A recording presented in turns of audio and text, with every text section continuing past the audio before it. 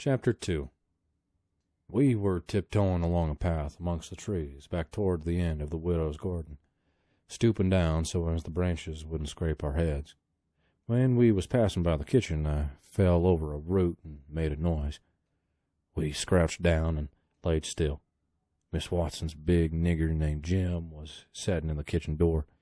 We could see him pretty clear because there was a light behind him. He got up and stretched his neck out about a minute listening.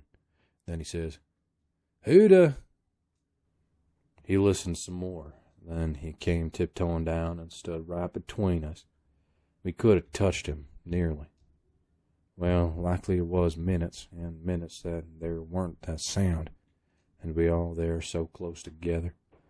There was a place on my ankle that got to itching, but I danced and scratched it. And then my ear begun to itch, and next my back, right between my shoulders. Seemed like I'd die if I couldn't scratch. Well, I've noticed that thing plenty times since. If you are with the quality, or at a funeral, or trying to go to sleep when you ain't sleepy, if you are anywheres where it won't do for you to scratch, why, you will itch all over in upwards of 1,000 places, pretty soon, Jim says. "Say, who is you? What is you?" "Dog my cats. I didn't hear something." "Well, I know I was going to do. I'm going to sit down here and listen till I hears it again." So we sat down on the ground betwixt me and Tom. He leaned his back up against the tree and stretched his legs out till one of them most touched one of mine. My nose begun to itch. It itched till the tears came into my eyes, but I danced and scratched it. Then it begun to itch on the inside. Next I got the itching underneath. I didn't know how I was going to sit still. This miserableness went on as much as 6 or 7 minutes, but it seemed to side longer than that. I was itching in 11 different places now. I reckoned I couldn't stand it more than a minute longer, but I set my teeth hard and got ready to try. Just then Jim begun to breathe heavy. Next he begun to snore, and then I was pretty soon comfortable again. Tom, he made a sign to me, kind of a little noise with his mouth, and we went creeping away on our hands and knees. When we was 10 feet off, Tom whispered to me and wanted to tie Jim to the tree for fun, but I said no. He might wake and make a disturbance, and then they'd find out I weren't then. Then Tom said he hadn't got candles enough, and he would slip in the kitchen and get some more. I didn't want him to try. I said Jim might wake up and come, but Tom wanted to risk it, so we slid in there and got 3 candles, and Tom laid 5 cents on the table for pay. Then we got out, and I was in a sweat to get away, but nothing would do Tom, but he must crawl to where Jim was, on his hands and knees, and place something on him. I waited, and it seemed a good while. Everything was so still and lonesome. As soon as Tom was back, we cut along the path, around the garden fence, and by and by fetched up on the steep top of the hill, the other side of the house. Tom said he slipped Jim's hat off of his head and hung it on a limb right over him, and Jim stirred a little, but he didn't wake. Afterwards, Jim said the witches bewitched him and put him in a trance and rode him all over the state, and then set him under the tree again and hung his hat on the limb to show who done it. The next time Jim told it, he said they rode him down to New Orleans, and after that, every time he told it, he spread it more and more, till by and by he said they rode him all over the world and tired him most to death, and his back was all over saddle boils. Jim was monstrous proud of it, and he got so he wouldn't hardly notice the other niggers. Niggers would come miles to hear Jim tell about it, and he was more looked up to than any nigger in that country. Strange niggers would stand with their mouths open and look him all over, same as if he was a wonder. Niggers is always talking about witches in the dark by the kitchen fire, but whenever one was talking and letting on to know all about such things, Jim would happen in and say, "What do you know about witches?"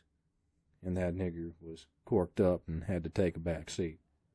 Jim always kept that 5-center piece around his neck, with a string and said it was a charm the devil give him with his own hands, and told him he could cure anybody with it, fetch witches whenever he wanted to just by saying something to it.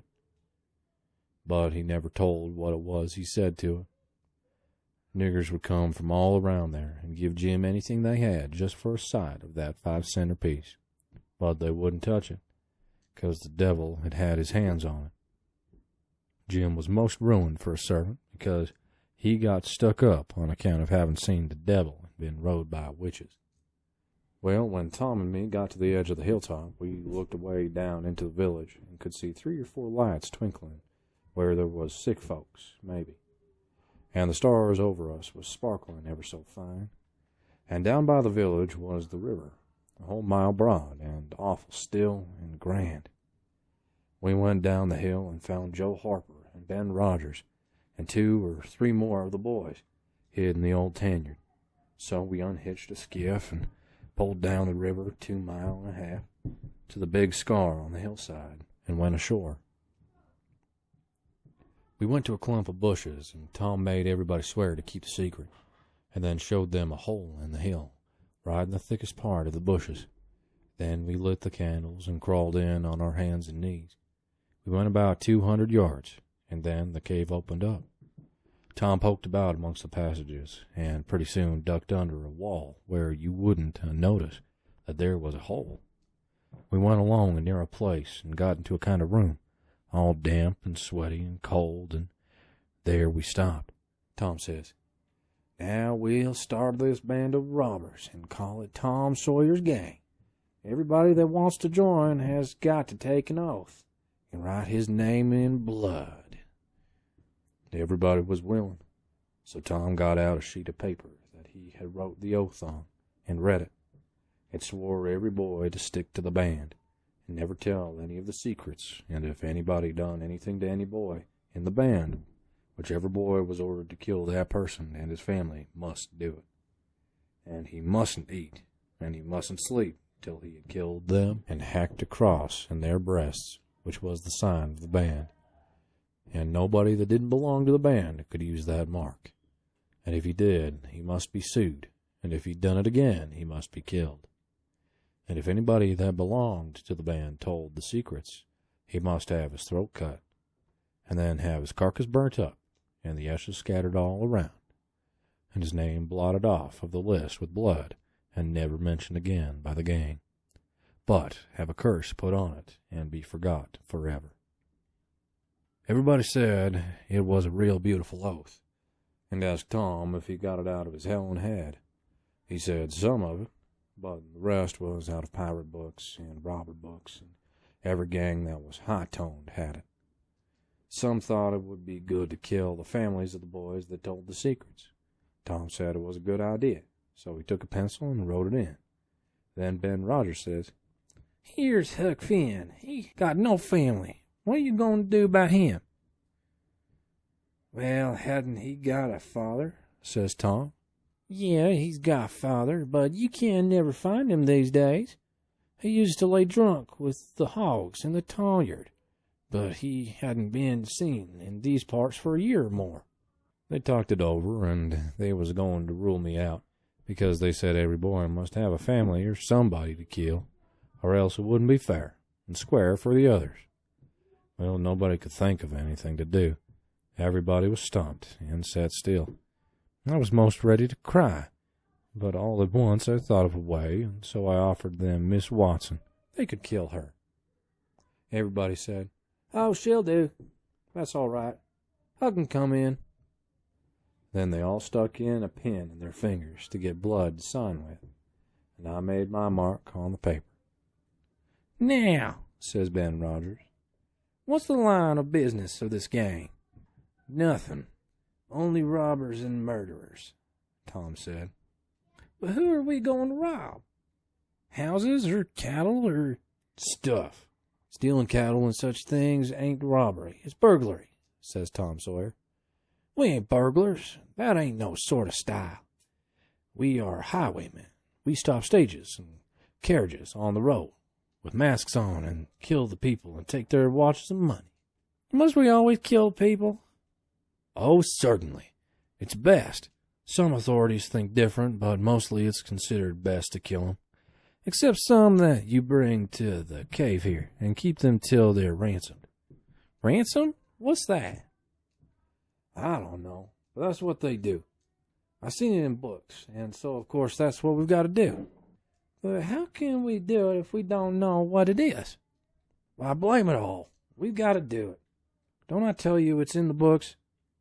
Do you want to go to doing different from what's in the books and get things all muddled up? Well, that's all very fine to say, Tom Sawyer.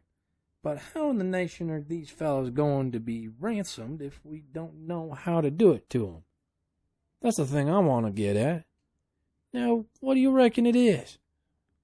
Well, I don't know. But perhaps if we keep them till they're ransomed, it means that we keep them till they're dead.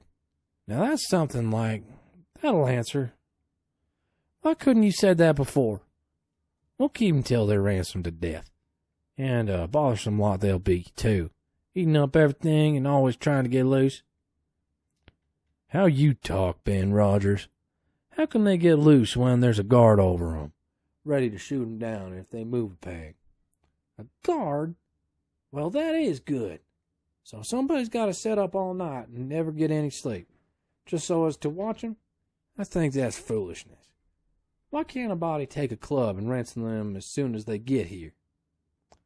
'Cause 'tain't in the books, so that's why. Now, Ben Rogers, do you want to do things regular or don't you?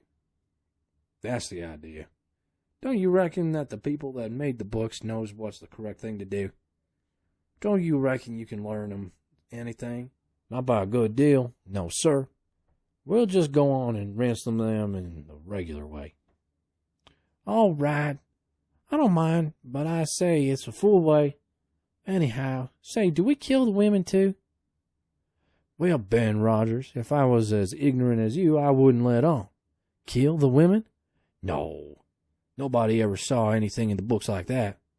You fetch them to a cave, and you're always the politest pie to them.